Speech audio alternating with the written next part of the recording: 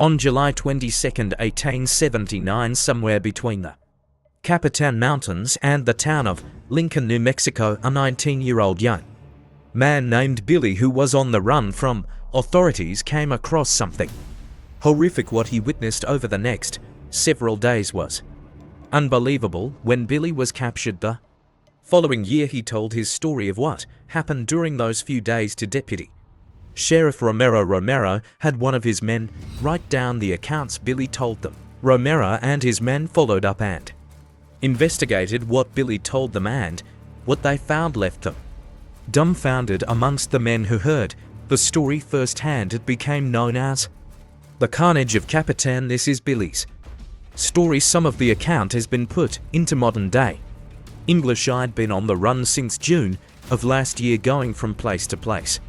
When I decided to head to the Capitan Mountains and stay for a spell, I was going to put the cut on some elk that were living up high, and I also be able to relax for a while without having much fear of being captured. It was mid-morning as I was making my way up the mountain and caught sight of pieces of clothing down in a deep gulch to my right. I stopped my horse and pondered whether or not I should make my way down there, as it wouldn't be an easy ride. But the more I looked, the more items started to appear. I was hungry and didn't have much with me, so I decided to go down there to see if there was anything worth taking, and possibly some food. I was also thirsty and needed to fill my canteen, and there was most likely a stream down there. I'm not sure how long it took me to get down there, but it was a while. As the pieces of clothing came into sight, I noticed just up the hill there was an overturned wagon behind a large tree with items scattered about. This was good. I thought I'd most welcome to Dark Rot Legends ... where fear takes form and shadows tell their stories. Let's begin.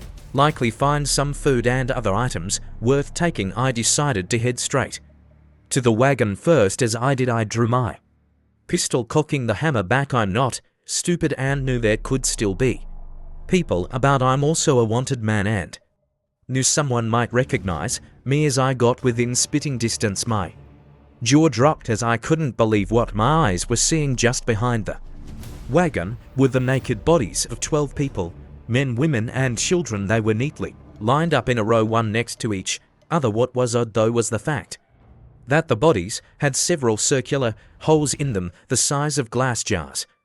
Some of them had holes through their face, which was an ungodly sight to witness, as I could see the insides of their heads. I sat there for a spell, trying to think of what could have made such perfectly formed holes in them. Nothing I knew of. The only possible thing that came to my mind would be balls from cannons, but I've seen what they do to a body, and this was not that. These holes were too neat and precise. I finally got off my horse and decided to have a closer look. I wasn't scared up to that point until I started sliding my leg over the saddle and my feet touched the ground. Sitting high on a horse gives you confidence and a better view of what's around you. I looked all around me to make sure no one else was around that might do me harm before walking over to the bodies. As I walked up to within touching distance of the closest body, the ungodly smell of decaying flesh hit me and I started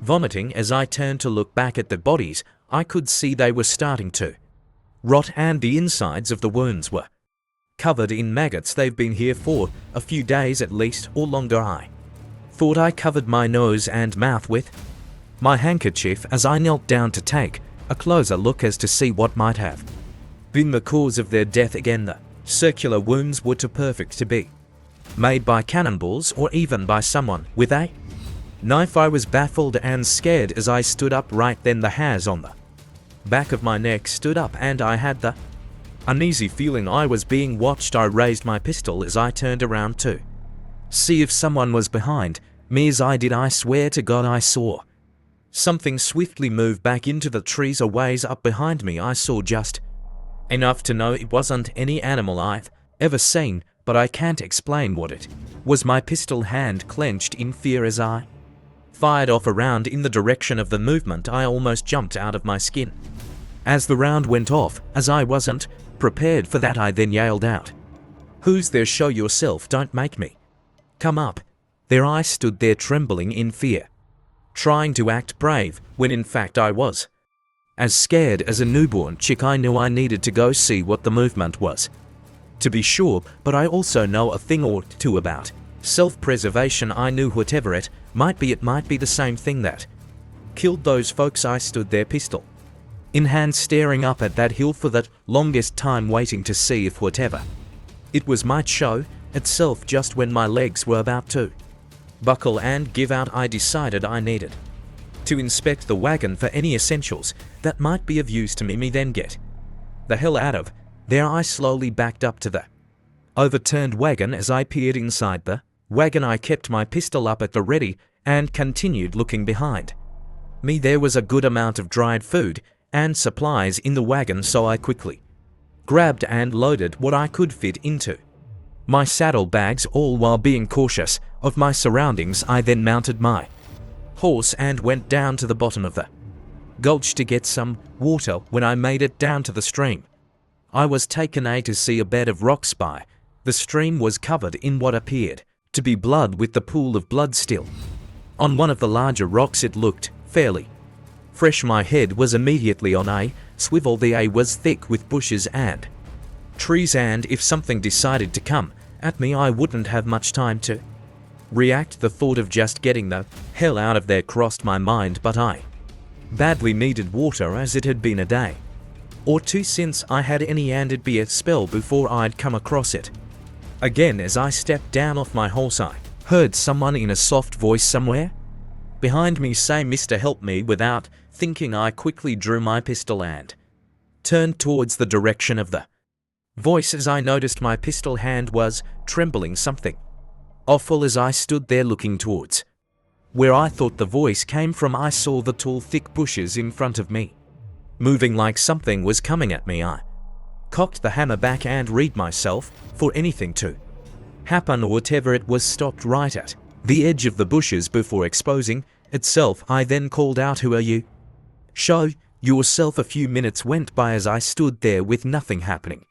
Suddenly, without warning, whatever it was turned around and ran back the way it had come. It scared me some, and I almost fired off another round, but was able to stop myself from pulling the trigger in the nick of time. I thought I'd seen some strange things, but nothing like what I was witnessing. I started thinking about what it could possibly be. If it was a person, why would run from me? I thought, could it be an animal? Animals don't talk, though. I contemplated following it through the bushes, but decided it was too thick and it wasn't worth it at that point. I just wanted to get water and get out of there as quickly as I could. I didn't want to end up like the bodies I'd found. I put my pistol back into its holster, grabbed my canteen and quickly filled it up, all the while I kept a watchful eye on my surroundings. A predator's best time to attack is at a watering hole when its prey is busy, and I knew this well. As I mounted my horse, I decided to head back up the hill to where I had originally been headed. It was more open up there, which meant it'd be hard for something to sneak up on me without me seeing it. First, nothing eventful happened the rest of the day, and after riding for several hours and getting some distance between me and that gulch, I decided to settle down for the night. I picked a spot at the base of some cliffs so nothing could sneak up behind me. I was always hesitant to make a fire while being on the run, but I was starving and needed to eat, which meant I'd have to cook. I built a fire just big enough to be able to cook some of the dried goods I'd gotten from the wagon. After dinner, I realized how exhausted I was and quickly fell asleep. I vividly remember the dream I was having. I was back in the gulch and I was laying down on the blood-covered rocks with my horse standing over me. My horse then put her nose to my face, and I could feel her hot, humid breath as she breathed on me. This went on for a while before I slowly started waking up from my slumber, only to realize there was in fact something standing over me, inches away, breathing on my face. When my eyes adjusted enough, I could see the thing's outline against the stars and quickly realized it was not my horse or any animal I'd ever seen. I reached for my pistol, which was still in its holster attached to my hip, and as I did whatever it was, took off in a flash. Without making a single sound, I jumped up as I drew my pistol, trying to see what I could in the darkness. As I turned around in the circle many times, I could see nothing but my horse, and she was still tied up. About 20 feet away from me, there was no way it was her breathing on me. I grabbed a bunch more wood and built the fire up as high as I could. I didn't care at that point if anyone saw it. That was the most scared I've ever been in my life. I sat next to the fire the rest of the night, making sure it didn't go out, never going to sleep again. When morning came, I took a few hours nap before moving on, as my head ached from not sleeping. When I awoke, I cooked breakfast and contemplated where I should go next. The thought crossed my mind to head back to town, but the thought of getting arrested and hung outweighed whatever it was that visited me during the night. I decided to press on until I found the elk in their summer grounds. I was in dire need of meat, and elk meat sure sounded good at the moment. I knew I still had half a day's ride before I'd hit their summer grounds, and hoped that was far enough away that thing wouldn't follow me. I spent the day in fear as I rode along. I couldn't stop from looking all around me and jumping at every little sound. As I came to the top of a hill which overlooked a small green valley, I saw a herd of elk grazing along right.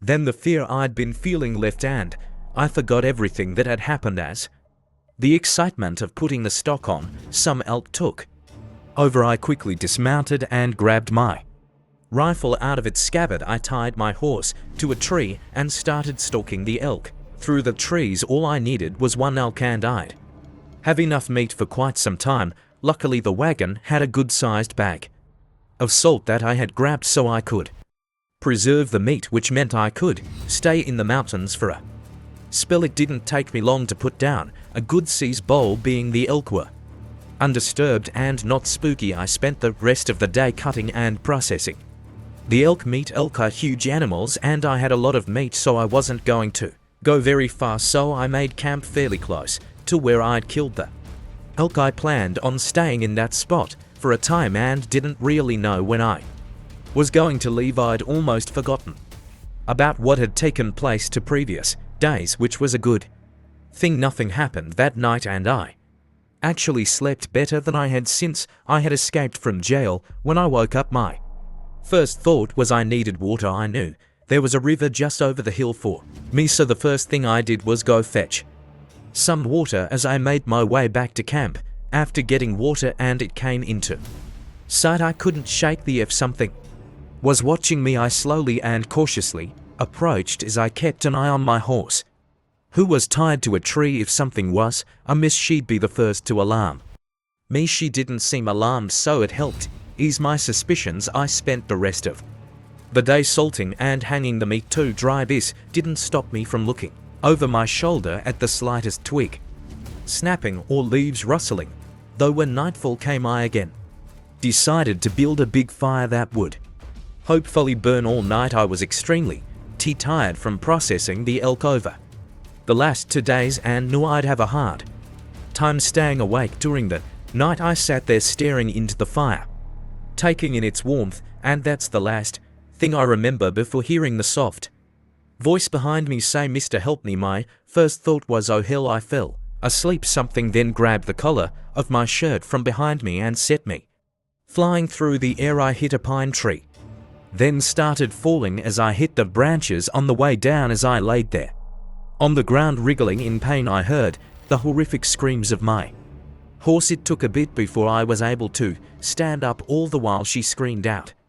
I never heard a horse scream like that before. It was hideous. Once I was able to stand, I took off running in the opposite direction. I wasn't even sure which way I was running, but I happened to run straight to the river that was just beyond the hill for my camp. Once I hit the river, I followed it along, going up and away from my camp. I ran and ran until I fell down from exhaustion and passed out. When I came to, the sun was hitting me and several flies were staking claim on my face. As I sat up, I could feel sharp pain go through my back and could feel just how sore I was. My entire body ached with pain. I remember staring at the river for the longest time replaying the events from the night before. I had some decisions to make.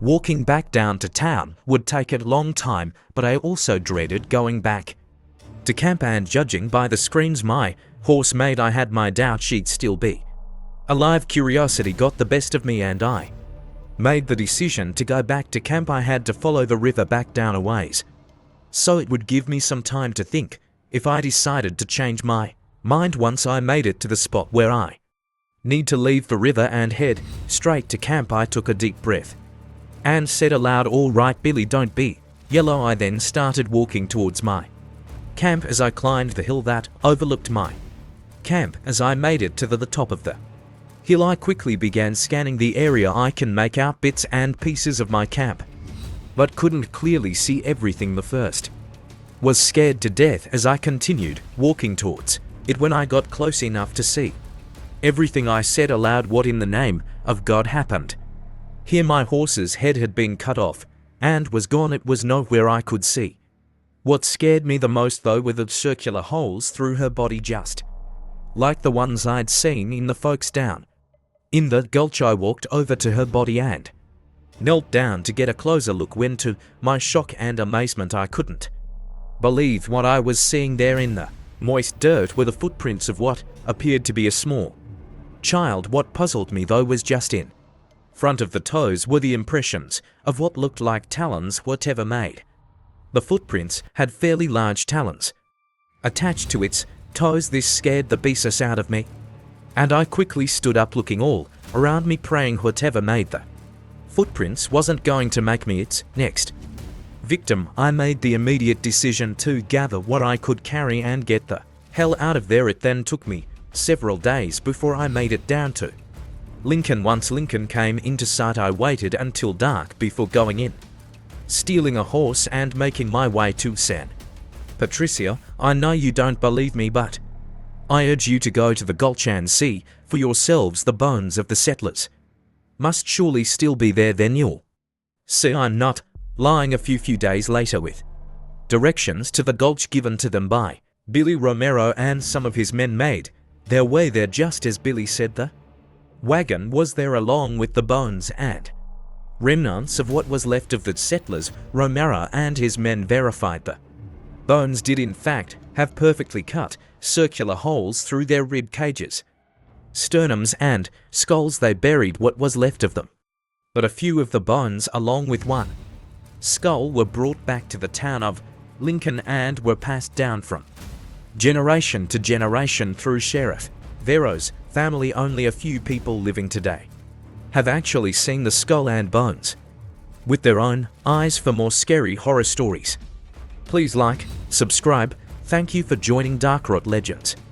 Subscribe for more tales of terror. If you dare.